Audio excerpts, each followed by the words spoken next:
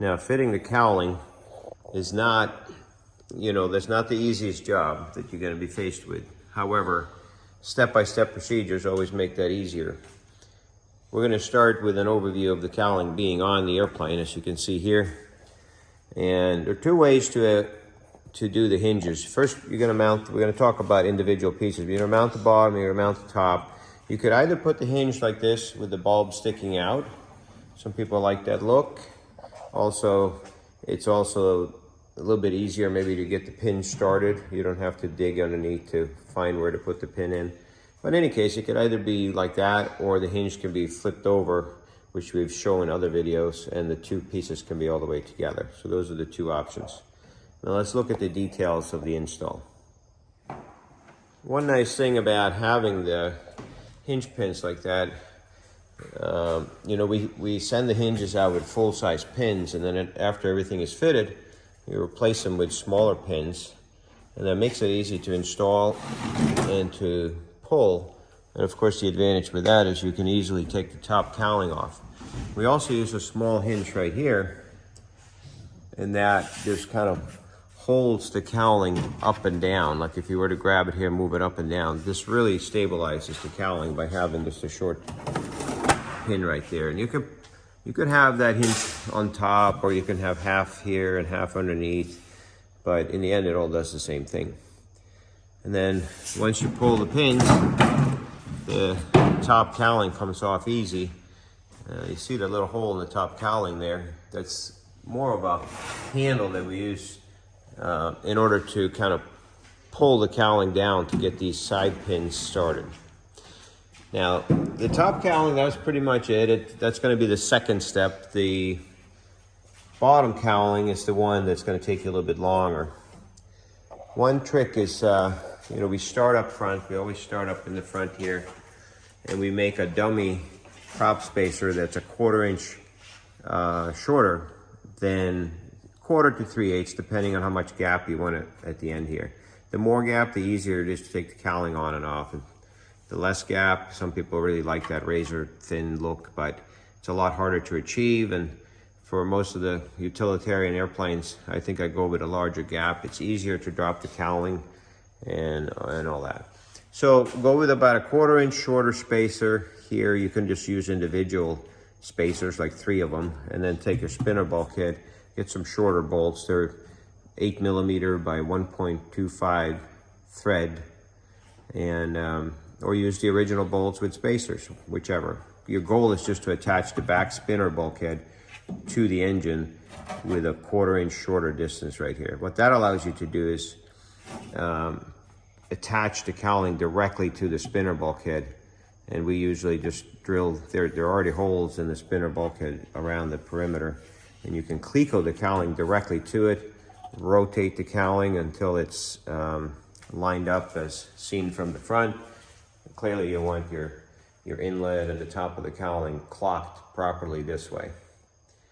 And that's the start. So you do 1, 2, 3 clecos, and then when you put the full-size spacer in, obviously clearly that moves the spinner forward and it gives you that gap. Once you have that, leave the exhaust off for this initial exercise, because the exhaust is just going to make it harder for you to find out where the cowling lines up back here. Next thing we do is have maybe 2 people, one on the other side and one here. And you want to find out where does the cowling naturally kind of push to the airplane without twisting it and all that. Just kind of push it in gently. Find out where it naturally lands over here. And it's usually like on the Zenith here, you look at these rivets. So you go to this one, you go one down, and that's about where it's going to be. So that's 2.5 inches or so from the split right there. So it's going to be somewhere in that area, but clearly it's going to be where the curvature follows the airplane. Now, in order for the molds that we have at Viking, they're not perfect, but you can make a nice fit if you follow these instructions. Right in this area, the airplane clearly changes direction like this. And the easiest way to make it follow is to trim the cowling, and you want to sneak up on this. You can have it overlaying a little bit when you start, but the final cut will be like so it misses the airplane right here, and then you trim this back, and this kind of just makes that corner. If you follow this corner, it's much harder to have this go right flat up against where it needs to be for the hinge to lay. We're going to talk a little bit more about this new setup here in a second, which is how the radiator is blended into the cowling here. Once that gets all painted, it'll look real nice. Another trick we've shown in other videos is add half of the hinge to the airplane with Clecos.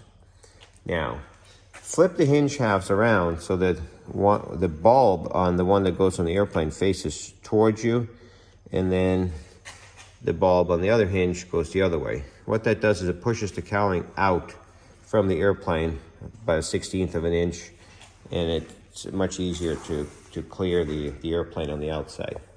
Another trick is you can use the inner or the aft part of the hinge as one piece all the way down. On the one that goes on the airplane, you're going to make 3 or 4 pieces. So you get about 3 links here, 3 here, 3 here, and then you can use a longer one up here because there's no bend up here. And that way, by the time you trim these like that, everything just kind of lays flat against the cowling, something that initially seems impossible. In addition to that, we take the hinge and put it on the bandsaw on 1/2 of the hinge, and we take away 1/16 of an inch on each of these loops. And what that does is it makes it easier to engage the cowling, and particularly where there's a radius. Now, let's talk about some new things.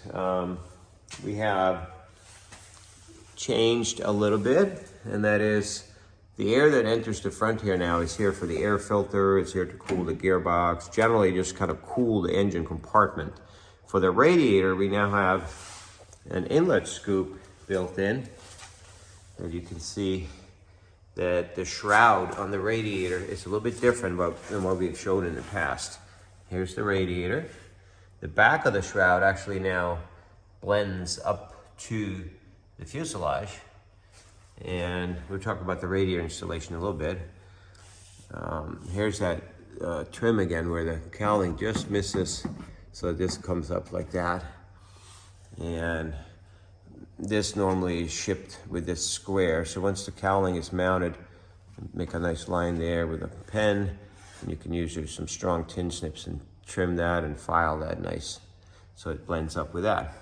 But underneath, there's now, you're gonna put this baffle in, and what that does, it lets the air now follow this and go up into the radiator, so you get all cool air into the radiator, just like that. And then the air from the inside of the cowling cools like the residual things on the engine, and exits usually like around in these ports here on each side. But this drops engine temperatures significantly and streamlines that. Now, one thing we saw from flying these 2 airplanes is there's a whistle sound from each one. And we suspect it being right here in this gap. So we're gonna close that up with a piece of sheet metal to remove that whistle sound. Actually, it looks like a whistle, doesn't it? All right, so let's stop the cowling installation video there, and we might as well jump on to the radiator installation next. All right, so grab your radiator. There's already a video showing how to add the shroud to the radiator, but basically you're gonna pop rivet it in like 4 places on the bench, with the, to the bottom flange on the radiator. Some radiators have like a groove here, and you have to install a little strip underneath for the rivets to catch on. You want the tubes pointing up, And this will then be the bottom, and that's where the shroud goes on. And it has to obviously fit between here and here, so just even out that distance. Now, as far as where to attach the entire shroud when you're done, I found that the ideal location is with the front attach points as far forward as possible without missing the firewall, just behind the firewall. You might even a little bit further forward than what we did here, so that the screw just has enough room on the inside of the firewall for the nut. And that's where you want it. Then going further back, this one kind of fits between these two rivets. There's a rivet right here, and it goes on the outside. There's another rivet like somewhere in this area, or actually up front here, and it happens to be on the other side. So between all that, it clears as you can move back.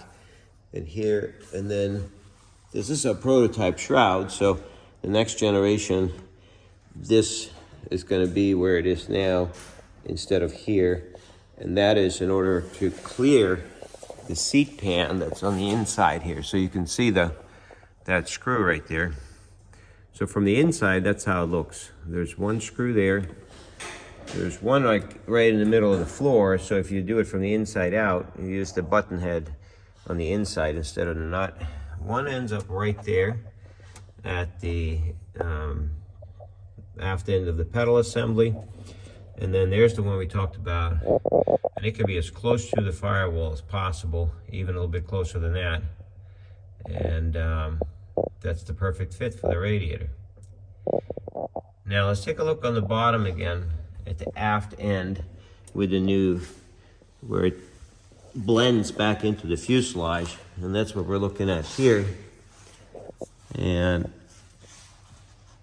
you basically have your fuel line running through a slot there, or a hole with a slot in order to get the fuel line into the hole. But just a slot, rounded off is all you really need. And then you have the two cutouts, left and right, for the channel on the bottom of the airplane. The goal there, of course, there's plenty of air, there's plenty of cooling, but if you did need more cooling for some reason, you're in a hot climate or something, you could also add little tabs anywhere here and rivet them or screw them to the belly to close any kind of a gap, because obviously any air that goes into the radiator shroud, the more of that goes through the fins of the radiator and the less that leaks out through the back here, the more cooling you have. And that's it for that. Now let's take a look, just to complete the radiator installation. Here's a view of the cowling on the inside. So cowlings will be scribed as they leave with the rough cut line, but we find that that's only a guidance. Don't actually use those cut lines until you see if you have enough material. The back here has been cut to clear the new radiator inlet shroud. We put a stiffener here just to give the cowling some strength. Your exhaust, we would normally just scribe that in there too, so you have a guide of where it goes. But obviously, when the cowling has been put in there, double check to see, cut a small hole just big enough for the exhaust pipe, and make sure that everything aligns before you gradually enlarge that to make it centered. And here you can see that shape I was talking about passing the airplane and then leaving this little tab to fill in that little area. Now let's go over and look at the routing of the hoses, starting with the thermostat side, which will be the, well, why don't we start with where the coolant is actually coming out of the engine. And that's this location. So first step is we're gonna do a very short 45 degree. And the reason for that is we wanna come downhill as fast as possible so we don't have any air pockets in the cylinder head. So right away, cut a very short 45 with about 2.5-inch legs on each side, and that's the starting point. If you want, you can put a screw clamp here. We sell those too. We have the crimp clamps and the screw clamps, and then that way you could remove the whole thing in assembly if you wanted. You're using a 3-inch coupler here, and then this, and then everything goes together like that. And then a 90, it could be a full length over here, a short here, but the goal is to just follow the manifold coming back like that. And then a full size 90 again. That's a 12-inch piece right there. And we're gonna make a 90-degree turn, and we're coming downhill. And so this is a full size 90 in both directions, both lengths. We're coming now down towards the other side of the engine. So let's go and see that. That's the hot side now, and we're on our way to the radiator. All right, so now we got a 45 here and another 45 here. And you just rotate those after you get them in place. So in order to, obviously come up here and clear the steering rod, and then here clear your landing gear, and also clear the engine. So you slip all that together with a little bit of O-ring grease, and then you can move them until you get the shape that you want. Down here on the radiator, you have quick disconnects that are shipped with it, and they have a little clip in them that you could use to disconnect it in the future if you wanted to. Basically, you put a screwdriver in here, or you can use your nail to move this wire, pop that back into that groove like that, and then it pulls right up. It's also indexed with a couple of index pins.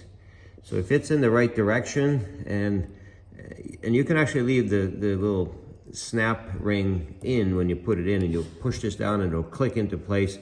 But in order to get it apart, you have to physically move this wire back.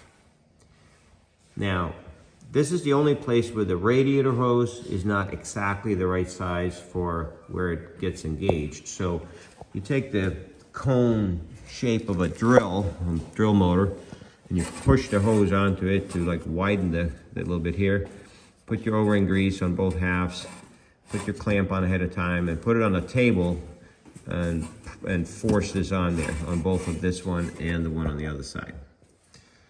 And that's the extent of what you have to do in order to get your coolant hoses from the cylinder head to the radiator. Now, how about from the radiator back to the engine, to the thermostat? Well, you're gonna have a full-size 90 right here. It's very simple. As you can see, that's where we use those screw clamps I was talking about. And that means you can disengage it there. And if we had enough of them on this installation, we also would have put one here. But so one at each end, and in the middle, you use your crimp clamps. Or if you don't really mind, then you can use them everywhere. Because you can peel these off very easily and put another one on as well. So full-size 90. 6-inch coupler goes here, and a 135 full size goes here, and that's it. Just once it's done, go back and double check every crimp, make sure everything is secure. Now looking at the so what we got going on here, we're finishing a job here, so all the tools are being put back, sorting whose tools are what. So basically everything's out now, and everybody's in the process of doing that. And at the same time, we're making this nice little video for you guys. And here's the baffle that gets put underneath the engine that actually directs the air up to the radiator, the cool air. And it will come to you with some cutouts and everything to clear the radiator hoses, so forth. It's screwed in with 2 screws on each side, so it can easily be removed in order to work on your nose wheel if you ever had to. A very simple piece to put in, and then this little stiffener. Very simple. Now, let's jump on to another topic. The wires that actually operate the engine, those are all done for you when the engine ships. What is not done is, of course, your sensors for your instrumentation and your starter and alternator and ground cables. So let's do the ground cables. We got some braided cables here off of these two screws. This is a 130 engine. They can go anywhere on a nice surface on the engine, but it just happens to be on the 130. This is a nice location. You're going to route those over to the firewall. We now use a firewall pass-through that doesn't have an insulator like the positive side in order to also ground the airframe at the same time. So these braided ones are nice because they're flexible and you're not going to have them fail. But we do put a little protection on them just because they also would chafe against your other parts of the airframe, like the engine mount. The starter and alternator cable is, you're basically going to lay the starter cable in here and it goes on the nut up there. Be careful that you hold the bottom and top nut so you don't damage the starter during that operation. Loom that positive starter cable as it runs underneath here, so because that's hot. When you start the airplane, you don't want any sparks there. So put some loom on that, and then just route it up along the engine mount and strain relieve the cable as it leaves both the engine and the airframe. We just use a grommet, and then it goes on the insulated terminal through the firewall so that it can't go to ground. Be careful when you install this piece that you don't have screws or anything sticking out that can touch the wire. The alternator is not fused. It just basically jumps onto the same connector as the starter, and that's a number 10. And it's also loomed and supported, and then it runs to a support here. This one's very important because if you just go directly to the alternator stud, what happens is eventually this vibrating on the engine will break this cable or this lug right there. So you want to strain relieve the alternator cable on the alternator itself because it vibrates as a unit, and then the wire is part of that, so it will not have any strain right there. So that explains the alternator, starter, and ground. Other than that, you're going to put your own sensors into the engine. Here's a sensor for the gearbox temperature, and this is very similar on all models of engines. The coolant temperature sensor on the 130 happens to be down in here. You can either put it in with a little wrench, or if you find that difficult, another way, if you don't have coolant yet, is you can pop this whole housing off with a few 10mm screws. Pop the housing off, put the sensor in, clean everything, put the right stuff sealer on that flange, and screw it back in. The right stuff is something that's handy for a lot of things on our engine. It's a OEM Permatex sealer, and looks like the part number is 29208, but it's the right stuff by Permatex in black. And so we covered the gearbox and that. You're also going to have an oil pressure sensor. We don't do oil temperature. I'm not concerned about that as long as you have oil pressure. And it screws in back here. And those wires then go into the airplane. There is some confusion by some builders that believe that they're like, well, does the Viking talk to Dynon instrumentation? Does the Viking work with Grand Rapids instrumentation? Does the Viking work with MGL? And basically, yes, they work with all of them. You just have to get the probes from that aviation or avionics manufacturer to screw into those ports that we just talked about. So they're all 1/8 inch NPT, one for gearbox temperature, one for coolant temperature, one for oil pressure, and one for fuel pressure. And then the tachometer comes off the ECU wire, and it's 1 pulse per revolution. And that pretty much covers your avionics or hooking up the engine. And it doesn't have anything to do really with the computer of the engine.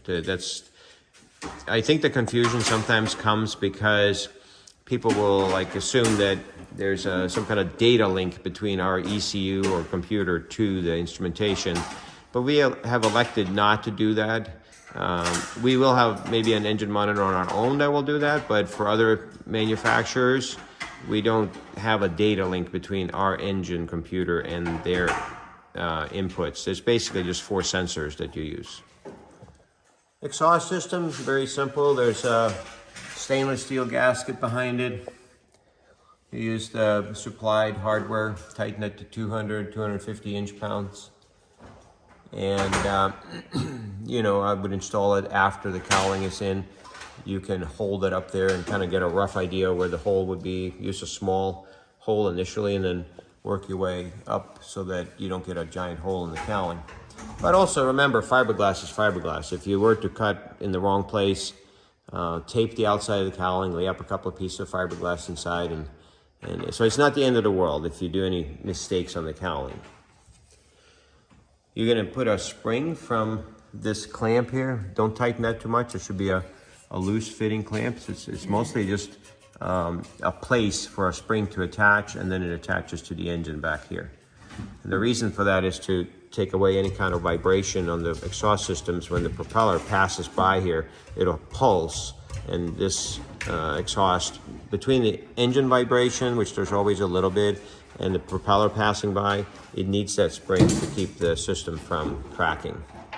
Now, while we're here, let's also talk about this optional item, which is a secure oil drain valve. Now, the way that's set up and the way you would install it is remove the gasket that comes with it, because we really don't want anything squishy in there that can get soft over time, and then the whole thing will start unthreading itself. So it's going to be a metal against metal assembly. Drain the oil, tip the airplane with the back of the airplane down on the ground in order to get the oil away from the port. Clean it really good with acetone or brake cleaner and a Q-tip, and then use the sealer, the Teflon-based Loctite sealer on the threads, plenty of it, and then screw that into the engine. The nice thing about this one, we have different kinds, but they're all the same brand. The lock is right here. This part is movable, so you can, if you have a cowling clearance, you can tilt it back a little bit. You can attach a hose to it and tie it back here if you want to. So you have some options, but there's a little Teflon O-ring inside here, and you just make sure you don't lose that. And then this doesn't get tightened that much. It's just enough to keep this from rotating. 1 drop of blue Loctite on the threads would be nice on that one, and then just enough to seal that Teflon sealing ring. We're kind of big on trying to keep high pressure or pressurized fuel out of the airplane, because that could be a bad day. We don't like having lots of fuel lines inside the plane, going to fuel valves, return hoses, valves, all that stuff. We like to simplify that. And in this installation, there's only maybe a couple of feet of non-pressurized fuel in the entire cabin. So starting here, coming in from the wings, we tee onto this was an existing build, had an 0200 before. We put some 90s in there, and we got our fuel injection hose, and we ran it just clear back through the rear bulkhead. You can use a bigger piece of hose or some grommets for that. And that's identical on both sides. After that, we're going down to our header tank in the back, and we'll take a little video of that in a second. Now, starting from the other end, well, let's just bypass the header tank right now. And so it goes through the header tank through 2 filters prior to it, and then eventually it gets pressurized and it comes out. Now, you have a couple of options. You can run the hose up inside here and over the landing gear leg and inside and then come out. Now, if you do that securely, sure, it's not a real issue. But to stay true with the no fuel at all in the engine compartment or in the airplane, we elected on this build to come out here at the front and just lip on this bottom cover, and we Adele clammed it, and we deliberately left some slack here for obviously when the landing gear flexes, it's going to come down here in the middle, and so we needed a little bit of slack to accommodate that. and then we just ran it into the radiator like that, or above it. And we installed that prior to the radiator. And it has a few more A-dowel clamps along the floor. Some of them are held by rivets, and some of them are held by existing bolts that were already there that we utilized for that. Now, once we got out on the other end, we got up here, and we have a 90 right here at the firewall. Let's see. Right here, we can see it. We took a 90. Actually, it's a bulkhead fitting 90. And we ground off a little lip on it, so we had one long side and one short side. And we put an A-dowel clamp there to hold it in place.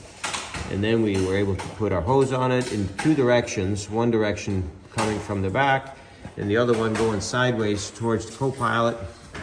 And then we just loomed it from there and ran it alongside the engine, tied it in a couple of spots, and eventually we ended up on top of the engine. And we're using the quick disconnect fitting right here, and that goes right into the high pressure fuel pump. And during first start, that's where it's really easy to squeeze these two white little tabs, put a hose around it in case there's some fuel pressure, and pop that off, run it into a bucket, one pump and the other pump to prime the system, and snap it back in place with a little bit of O-ring grease on there. And then it's ready for starting. Between that and then just dribbling a little bit of fuel on the air cleaner, and you can do your first start. And that's the fuel system other than the actual header tank itself. Okay, so here's the header tank. What we've learned is make everything on the bench. The wires, the tank, the whole shooting match. So basically explaining this, we have two filters from the left and right fuel tank coming into the header tank. Now, if you have a build that you're building currently, you would also install a vent line back to each tank. If you don't have that, you can get away with not having it. A lot of Zenith airplanes just use a feed line from each side. The thing is, if you don't have the vent lines, you can never put any kind of a valve in either one of these hoses from the main tank, so you will starve the header tank of fuel. The way it works is usually one becomes your vent and one becomes your feed, and then as the fuel level changes in the tanks, it switches. And it works that way because there's time for this tank to fill up, but don't put a valve in it. If you do have vent lines to the right and the left main tank, in addition to a feed line from each tank, then if you want to, you can put a valve to regulate fuel from either the left or the right. So what we have here is a 3-gallon header tank that gets mounted up inside the airplane. Let's talk about the fuel part of it first, and then we'll talk about the wiring. We have an extension plate here that is screwed to the tank for the electrical over here and the fuel over here. Basically, as far as fuel, this splitter block that comes with your Firewall forward kit, let's talk about the part that's only for the fuel or the direct injected engines. The direct injected engines have a return from this block back to the tank. And the reason for that is if the high pressure side of the direct injected engine, which can get to like 22,000 PSI, has a leak in the primary pump, they can actually backfeed pressure into the system. And of course the hoses aren't rated for that. So we have a 10 thousandths orifice right here, and it just allows that fuel, when the airplane's parked, if that ever were to happen, to bleed back into the tank rather than putting pressure on the hoses when the airplane's parked. For a non-direct injected engine like the 150 engine and the 90 horsepower engine, you would just put a plug at this location. This side, by the way, all these are 1/8 inch NPT, National Pipe Thread threads, and you're going to use the Teflon based sealer on all the threads, quite a liberal amount of that. The Loctite 567 keeps everything from leaking. This side, you have the pressure transducer that shows you what your fuel pressure is on the pumps that feed the pressure to the spider here and then up to the engine. It will not show you the pressure at the direct injected pump, but it'll show you the feed pressure up to that. That should be around 43 psi. Now, looking forward at these two other ports, we have another one that's blocked we're not using. These two are the actual output from the embedded fuel pumps. The fuel pumps are in the tank, and because of that they draw low amperage, 1.6 amps each. We have quick disconnects on them here and also here, and then hoses going again to this junction block. And in addition to that, we have a check valve here, a brass check valve, and a brass check valve there. The reason for that is if this pump is putting out pressure into the splitter block, you don't want that pressure just to go back to the other pump. The pumps also have safeties in them, or check valves in them, but we add additional check valves up here to make sure that that can never happen. Now, that covers the fuel, other than that you need fuel going forward to the engine. That's actually going to become where this plug is, and that covers the fuel system, other than the feed in, which we talked about, and that's make sure you get the arrow pointing towards the tank. These are also quick disconnect fuel fittings, so you can easily change the filters on your condition inspection. So you just hold down the little tabs, put a little O-ring grease on it, because it's based on O-rings in here for sealing, and then put it back together. Now let's talk about the electrical. The electrical, each pump has a connector to it, and it's marked on the pump, positive and negative.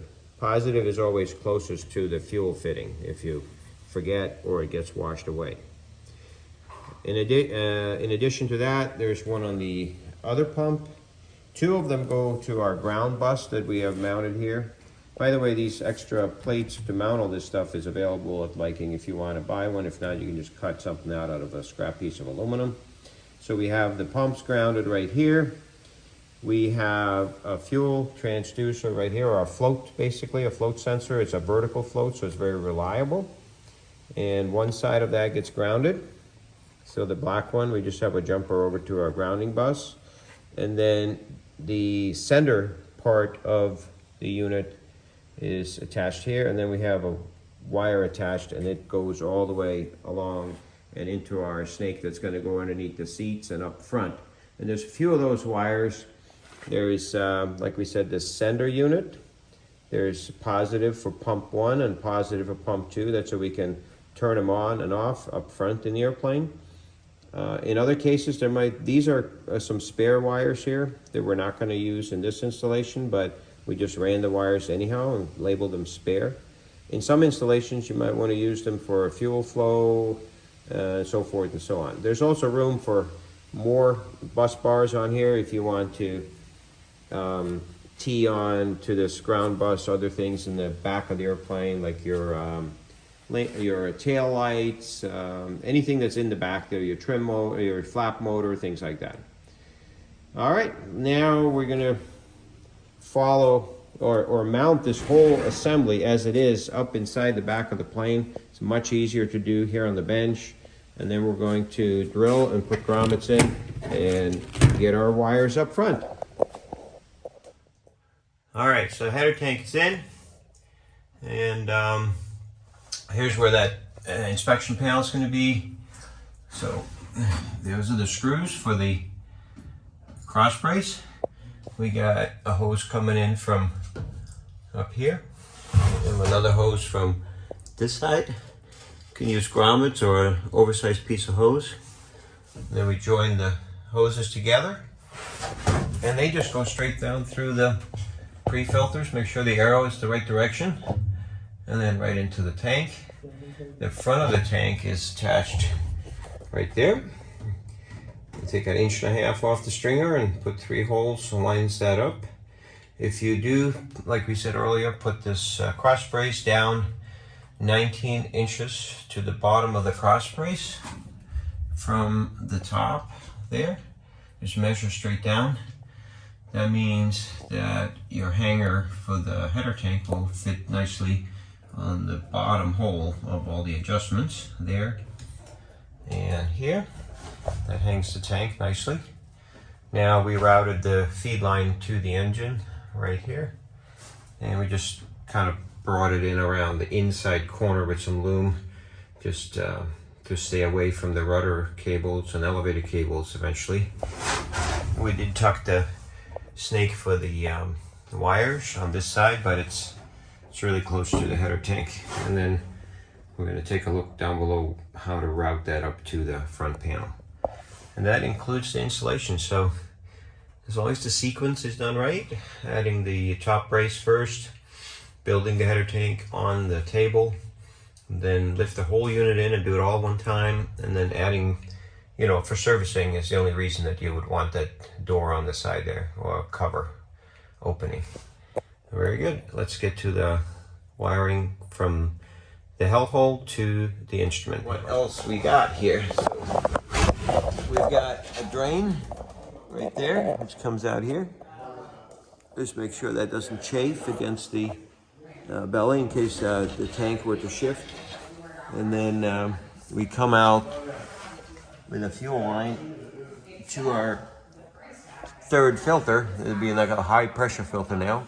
All the filters are physical, the same part number, but this one is used as a high pressure filter going forward, and then to the pass through at the edge of the cover that goes over this hell hole, and then forward. And then here's our main wire bundle running next to it, and it has a hole that it goes through, and then underneath the seat, and then up along the side, passenger side of the airplane, into the instrument panel.